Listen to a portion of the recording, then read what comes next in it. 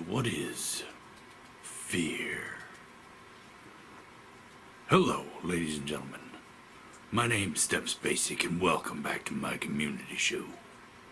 For the Spooktober events, we're doing scary stuff, can you tell from my voice? Anyway, so what is fear? Well, in my opinion, fear is the most powerful emotion.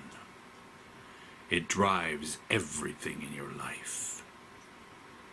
From everything to what you wear, to what you eat, to who you talk to. Moreover, how you talk to them. It's an interesting thought. How does fear completely rule your life? It's easy to think about, when you're thinking about your life and how you live it.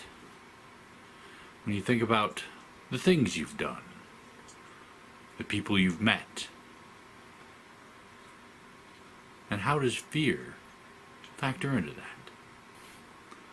We're all afraid of something, even if we don't want to admit it. Now, even me.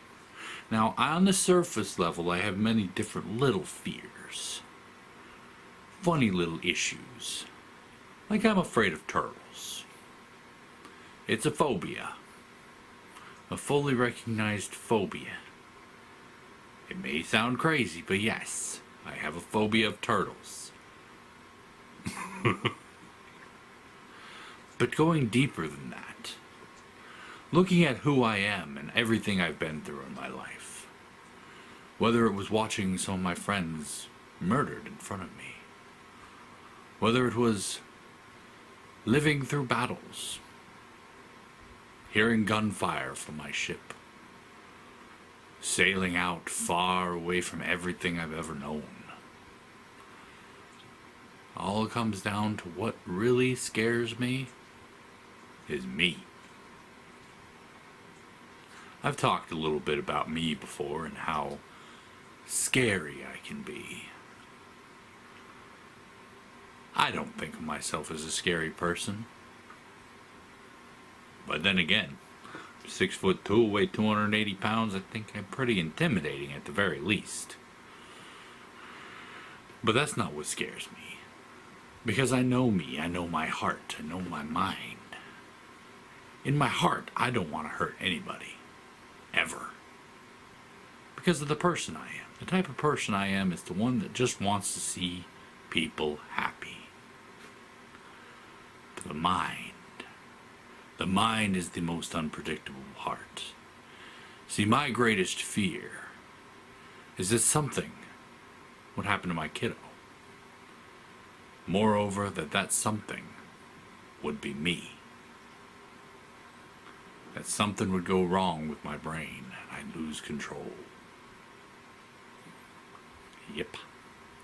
And we've all got fears like that. The one crippling thought in our mind that says, if this were to happen, your entire life would be over. And living with that thought just looming in my brain makes it even worse, because now I know that my brain is funny enough that that is a possibility. Mind you, stepping out of character for a second so I don't make anyone worry, I do have a good support system to make sure that if things start to go badly, we can intervene before anything does, so don't worry. I'm not an idiot. I prepare for things because of my fears. Anyway, back to character.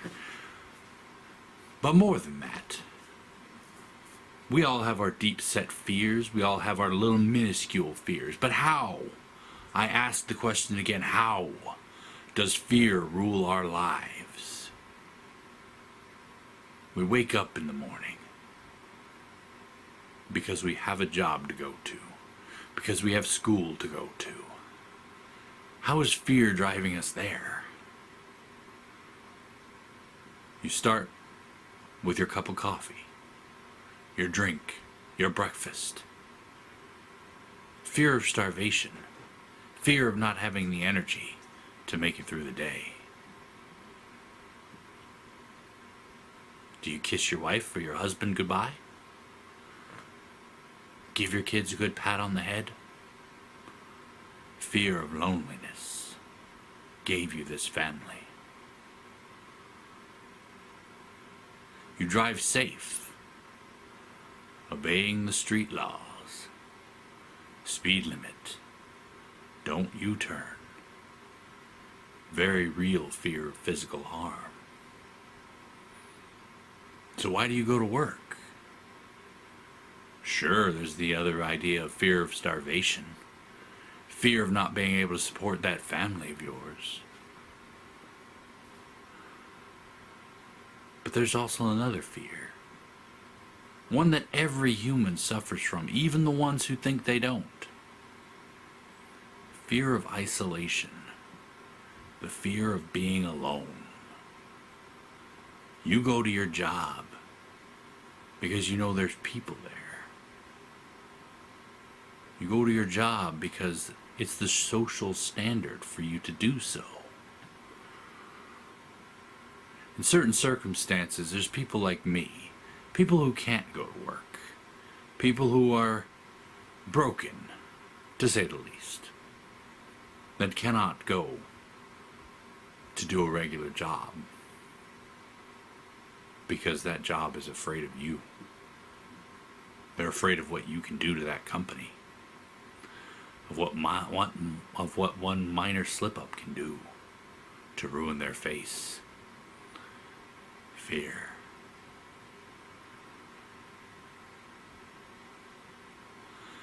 And for us, who cannot go into work,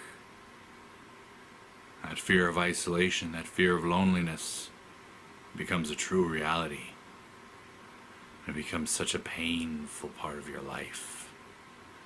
Because not only do you fear being alone, you also fear being irrelevant, not needed, just another burden to society.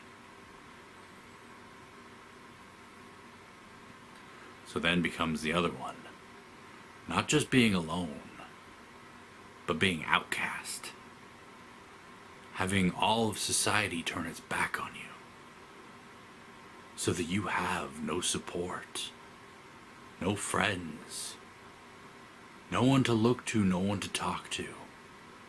Shunned. Some of the greatest fears in our lives are not the tangible ones that we can reach out and touch. They aren't turtles. They're not spiders. They're not giant cliffs. They're not knives, guns, weapons of any sort. The truest fear in your life will be psychological.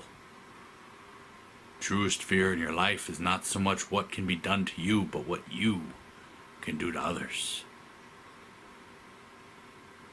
Greatest fear in life could be abandonment, loss, loneliness.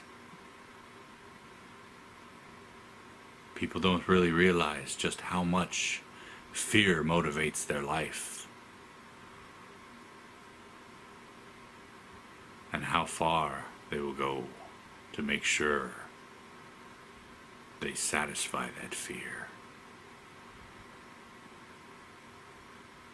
Let's take another aspect of fear, paranoia.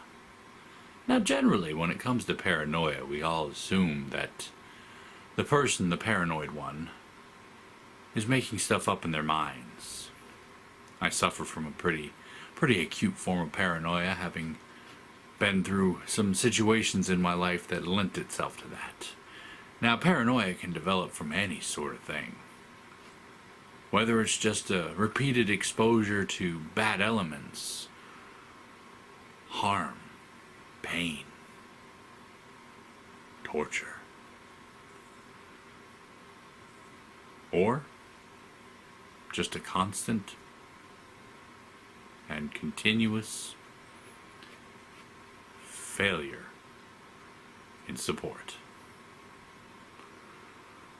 One can arguably say that that's where mine comes from. All the people I've ever been with have let me down, have turned their backs on me, have failed in their support of me. So my paranoia extends to everybody. I don't look at you as if you are a friend, a potential ally. I look at you as the next disappointment. I look at you as the next person to hurt me.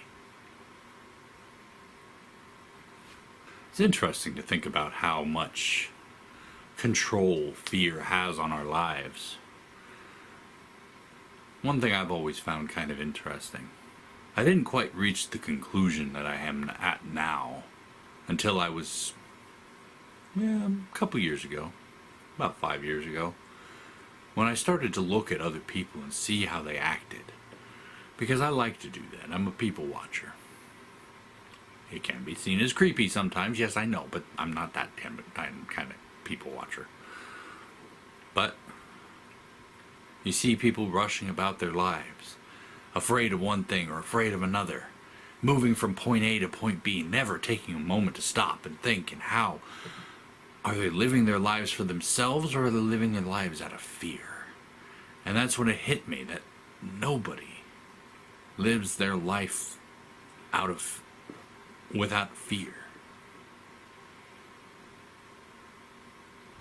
There are those small, shining moments of calm that pass far too quickly as we move on to the next fear-motivated event in our life.